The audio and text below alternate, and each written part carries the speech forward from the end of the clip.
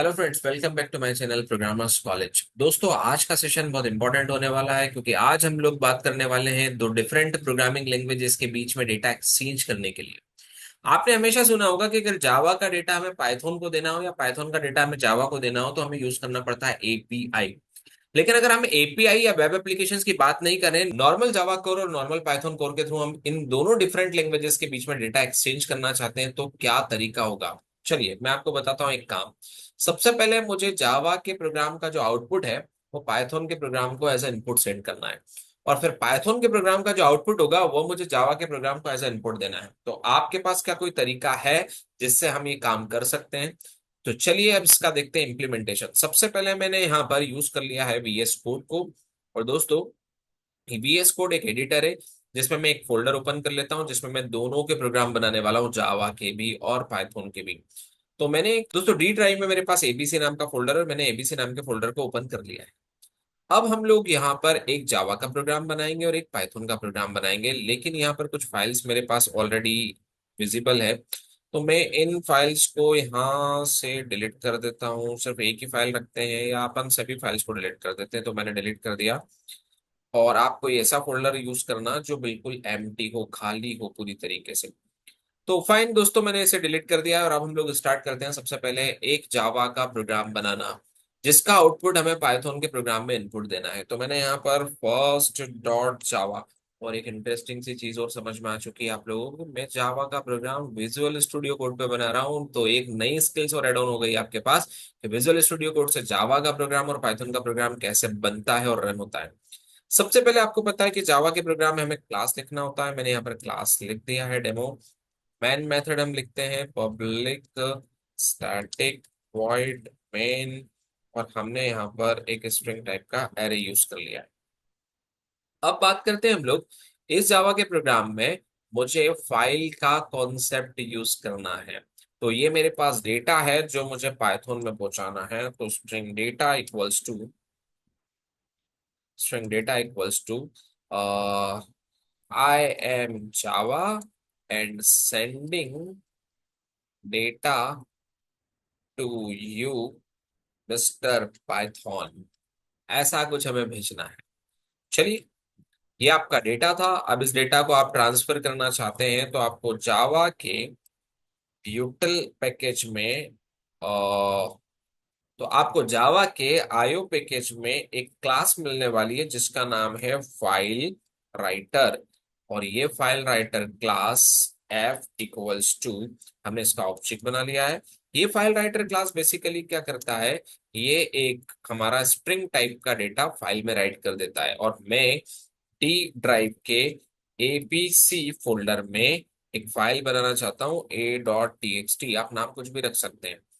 अब मैंने file writer से फाइल तो बनवा दी है, उसमें डेटा राइट करना है। तो एफ डॉट राइट, और राइट में आप पास कर दो डेटा। बस आपका डेटा फाइल में राइट हो गया। अब उस फाइल को अपन क्लोज कर देंगे, और क्लोज करने के बाद हम एक मैसेज प्रिंट करने वाले हैं, system dot out dot println. और इसमें आप प्रिंट कर दोगे successfully write data in file. और हमने डेटा फाइनली फाइल में सक्सेसफुली राइट कर दिया है। अब हम इस प्रोग्राम को रन करेंगे। मैंने टर्मिनल को ओपन कर लिया है और यहाँ पर हम यूज करेंगे जावा सी, और फाइल का नाम था फर्स्ट डॉट जावा। ओके दोस्तों, कुछ एरर्स है, एक बार चेक कर लेते हैं। ऐप डॉट क्लोज पे वो कुछ एरर दे रहा है।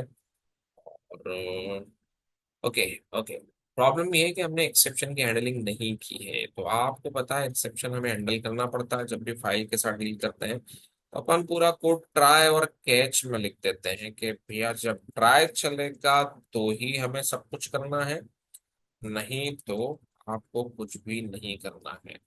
तो बस। और अब आप चाहते हो कि एक्सेप्शन आपको सब कुछ बताए तो अपन print stack press method call कर देते हैं। फिर से सेव करते हैं। मैं थोड़ा सा टर्मिनल को बड़ा कर लेता हूँ। और अब आप टर्मिनल पे आके कंपाइल करेंगे, और सक्सेसफुली कंपाइल हो चुका है, क्लास फाइल मिल गई है हमें। अब आप इसे रन कर सकते हैं जावा और वो क्लास जिसमें हमने मैन मेथड लिखा था डेमो, और हमारी एक फाइल बन चुकी है a.txt, जिसे हम ओपन करके देख सकते हैं, जिसमें हमारा डेटा आ चुका है। अब बात आती है कि हमें पाइथन का भी तो प्रोग्राम बनाना है, तो हम लोग पाइथन का प्रोग्राम बनाते हैं। तो मैंने यहाँ पर फर्स्ट डॉट पी वाई, दोस्तों पाइथन के प्रोग्राम का एक्सटेंशन डॉट पी वाई होता है।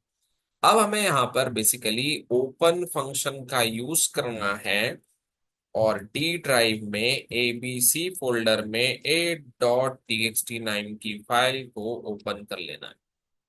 बस इसी के जस्ट बाद आप एफ डॉट रीड कॉल करोगे, और रीड कॉल करने के बाद आप रिसीव कर लोगे डेटा, और अब आप एट द एंड प्रिंट कर दोगे पाइथन में डेटा को। बस ये बन गया मेरा पाइथन का प्रोग्राम। और रन कैसे होता है, आपको लिखना है पाइथन और फाइल का नाम that is first dot P Y, और ये देखिए I am Java and sending data to you mister Python, मतलब जावा का प्रोग्राम का आउटपुट हमने पाइथन के प्रोग्राम में एज ए इनपुट रिसीव कर लिया है, और अब हम इस डेटा के साथ जो ऑपरेशन परफॉर्म करना चाहें वो कर सकते हैं।